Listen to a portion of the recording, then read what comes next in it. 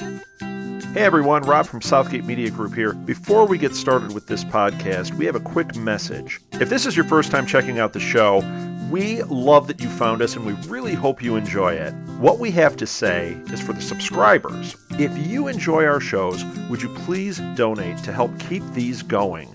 We don't want to have to put traditional ads on these shows, but this does cost money. So we really do rely heavily on donations. To make a donation to the show, please go to our website, www.southgatemediagroup.com. Go to the page for the show, and in the upper right-hand corner is a donate button. It takes you right to PayPal, and you can donate whatever amount you want. Thanks a lot for listening, everybody. And now, on with the show.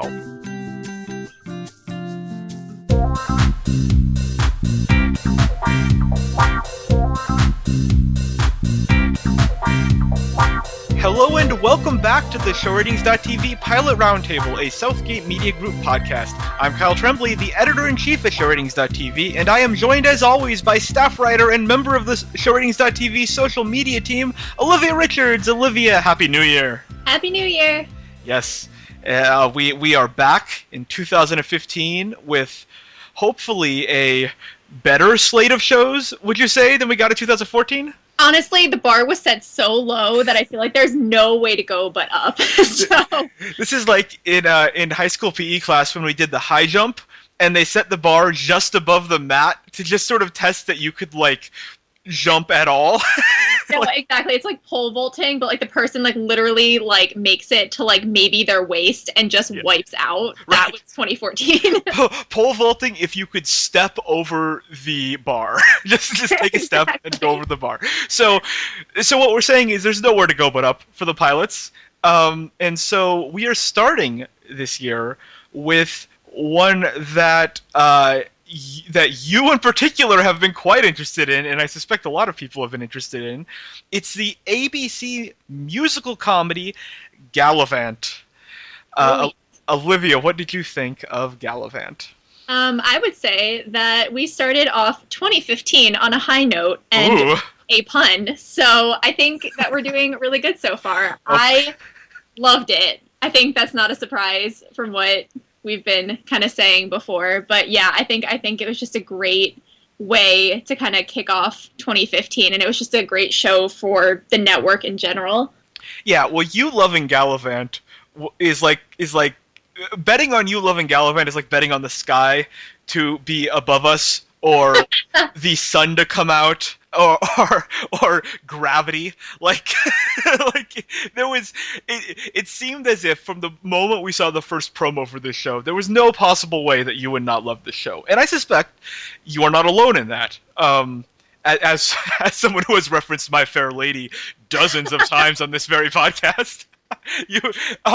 But no, I mean that's what ABC is betting on, right? That a lot of people will find this show simply irresistible. Yeah. So if we say this show aired in 2014, which it very nearly did, it missed 2014 by like 4 days. Yeah. Where would this have been on your year-end list? Oh, that's a good question. It probably would have made the top 3 for me. I mean, I was gonna say we had such a like horrible lineup of shows in 2014 that like that would not be a surprise. But yeah, no, this show just was very surprising because I knew it was going to be great, but then I watched it and I just like automatically it just like struck a chord with me. Oh, you just can't stop making puns. I can't. Musical puns. What specific? Because again, we've established now you love the show. You knew you were going to love it. I knew you were going to love it. It was a certainty in the Nobody was surprised. Nobody was surprised. But what about these first 2 episodes, which both aired Sunday the 4th? What about these surprised you? I think you had mentioned on Twitter, like, your enjoyment of the show was going to hinge on the fact, or the ability of the show to be self-aware of itself. Yes.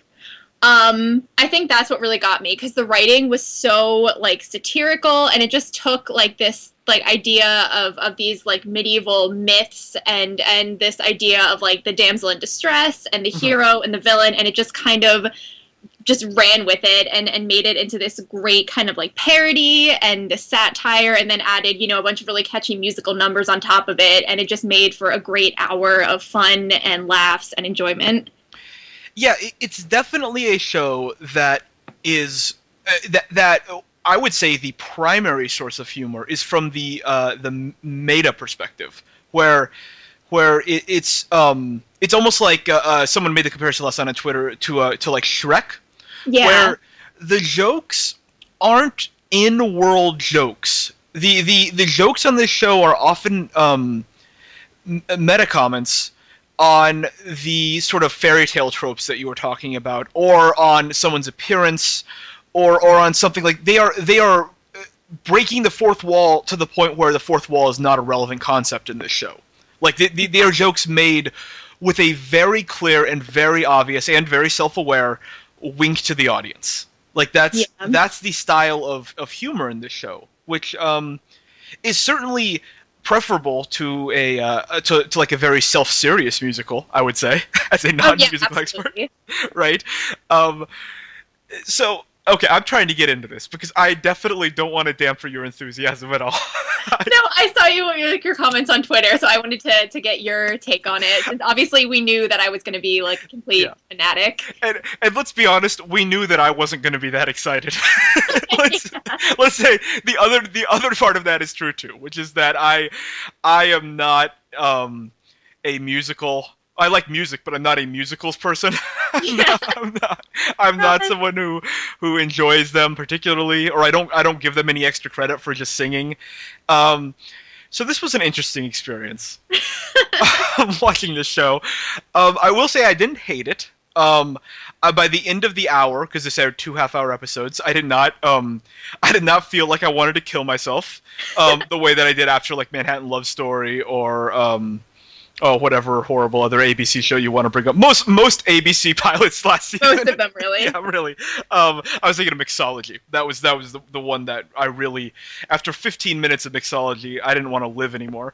But that's the one you need to like literally like drink bleach after watching it, because you just need to like cleanse your entire mind of what just happened. Yes. So this was definitely not that. And it didn't take itself seriously enough to be that. What I was wondering on Twitter is just how self-aware is it? Because it's playing at self-awareness in a very obvious way. Like the joke of the show is that it's self-aware, right? Every joke is someone turning the camera and winking, essentially. Like that's the joke of the show. So obvious there's a surface level of self-awareness, but I'm wondering if on a deeper level the show is actually self-aware. And I should have written down some examples. I didn't take the show serious enough to take notes. I apologize to everybody. But there were some jokes. Oh gosh, some of the puns. I'm trying to come up with specific things.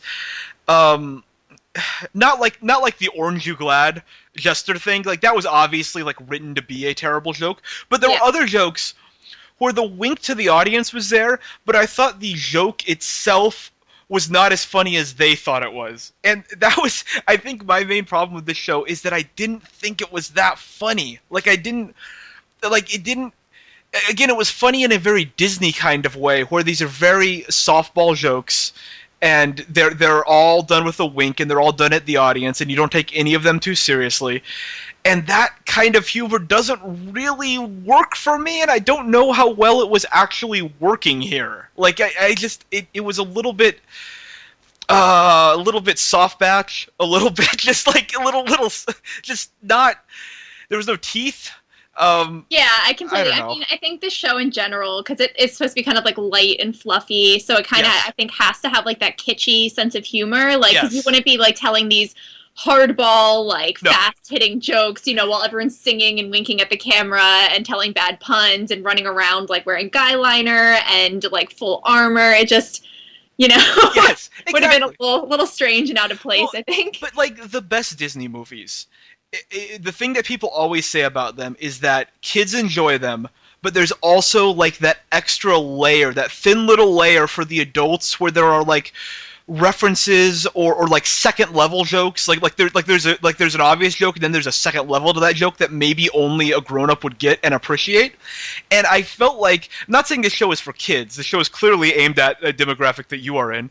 You know, people who love musicals. But there wasn't something. I didn't feel like there was anything in here for people like me who aren't musicals people and who are you know, who watch television drama and write about television and think about it critically and certainly are willing to give the show a fair chance. Like I didn't go in saying I was going to hate this show. I just didn't have any proclivity towards liking it. You know, I just went in sort of as a, you know, just okay, let's see what happens.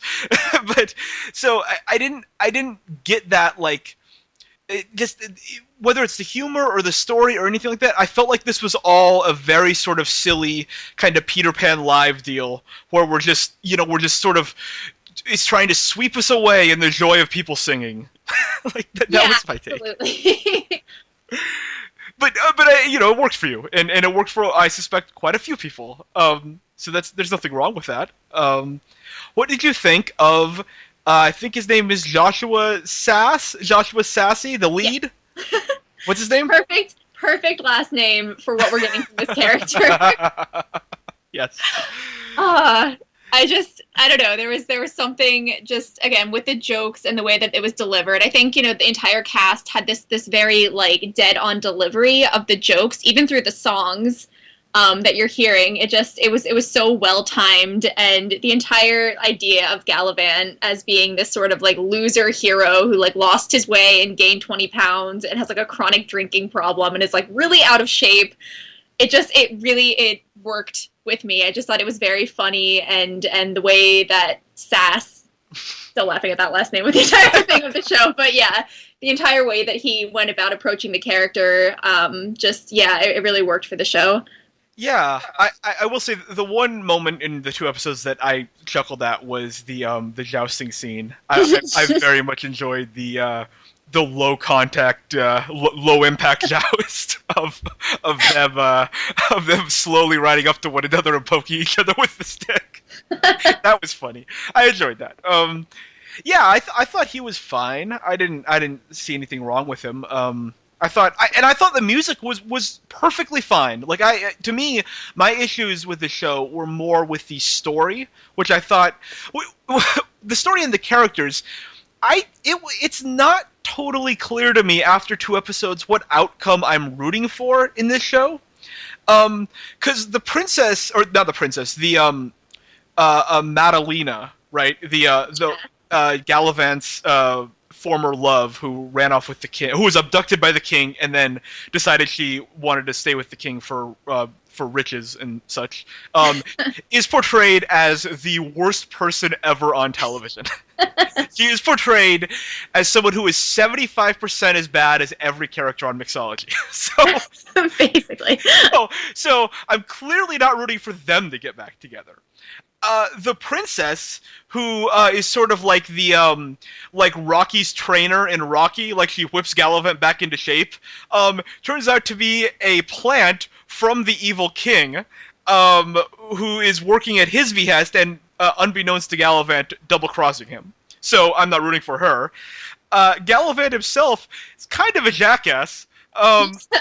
You know, he's sort of just basically a lazy jerk who whose entire existence was predicated on sleeping with this woman who left him, and now has fallen into a shame spiral of drinking. So I'm not rooting for him, really.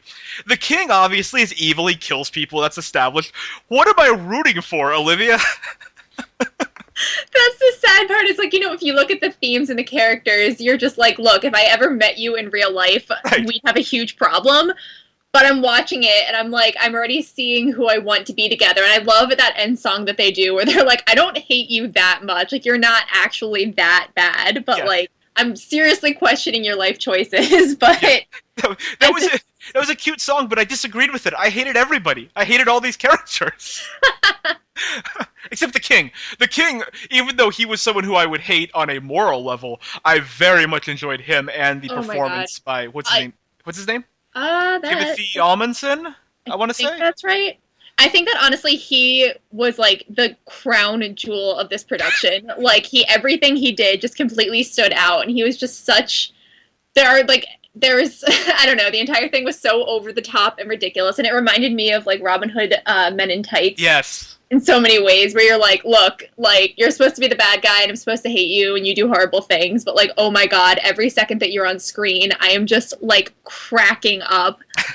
Yes. At one point, I forget the exact term he used, but it was like he's like, I spilled wine on my froggy belly or something, and he's doing a really good job.